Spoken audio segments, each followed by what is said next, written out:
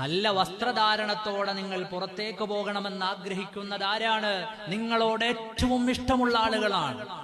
നിങ്ങളുടെ വാപ്പയ്ക്ക് ഇഷ്ടമുള്ളത് കൊണ്ടാണ് വാപ്പ പറയാം, മോളെ ശ്രദ്ധിച്ചു പുറത്തേക്ക് പോണേ, ഇടുന്ന വസ്ത്രം ഒന്ന് ശ്രദ്ധിക്കണേ. ബാക്കിയുള്ളവരൊക്കെ നിങ്ങളുടെ നഗ്നതകൾ കാണാൻ കാത്തിരിക്കുന്നവരാണ്. നിങ്ങളോട് ഏറ്റവും സ്നേഹമുള്ളവരെ ആ ഉപദേശം തരൂ. നിങ്ങളുടെ സഹോദരനാണ് നിങ്ങളോട് പറയാ, മോളെ വസ്ത്രം ധരിക്കുമ്പോ ശ്രദ്ധിക്കണേ. കാരണം എന്താ? പുറത്തേക്ക് ഇറങ്ങി ഇടപഴകിയൊക്കെ നല്ല പരിചയമുള്ളത് കൊണ്ട് ശരിയായി അവന് കാര്യങ്ങൾ അറിയാം. നിങ്ങളുടെ പ്രിയപ്പെട്ടവർ എപ്പോഴും നിങ്ങളെ ഉപദേശിക്കുക അങ്ങനെയാണ്. ആലോചിച്ച് നോക്ക്, ഏതെങ്കിലും ഒരു വാപ്പ പറയോ, മോളെ ഗോപ്യമാക്കി വെക്കേണ്ട സ്ഥലങ്ങളൊക്കെ തുറന്നിട്ട് വസ്ത്രം ധരിച്ചുകൊണ്ട് ഇറങ്ങിപ്പോവാൻ ഏതെങ്കിലും ഒരു പിതാവ് പറയോ? മുസ്ലിം ആകണ്ട ഏത് മതത്തിൽപ്പെട്ട ആളാവട്ടെ, പിതാവ് എന്താ പറയാ?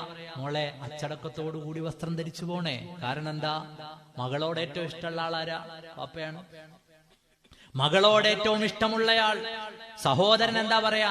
നീ ഇഷ്ടമുള്ളതുപോലെ വസ്ത്രം ധരിച്ചു പോകാനല്ല, നീ ഇറങ്ങുന്ന തെരുവ് അപകടം പിടിച്ചതാണ് മോളെ, അതുകൊണ്ട് നിനക്ക് നല്ല സെക്യൂറായ വസ്ത്രം ധരിച്ചുകൊണ്ട് നീ പുറത്തേക്ക് പോകണം. ഞാൻ പറഞ്ഞൊരു വാക്ക് നിങ്ങൾ വല്ലാതെ ശ്രദ്ധിക്കണം. നിങ്ങളോട് ഇഷ്ടമുള്ളവരെ നിങ്ങളുടെ ദേഹം മറച്ചു പുറത്തേക്ക് പോകാൻ പറയൂ.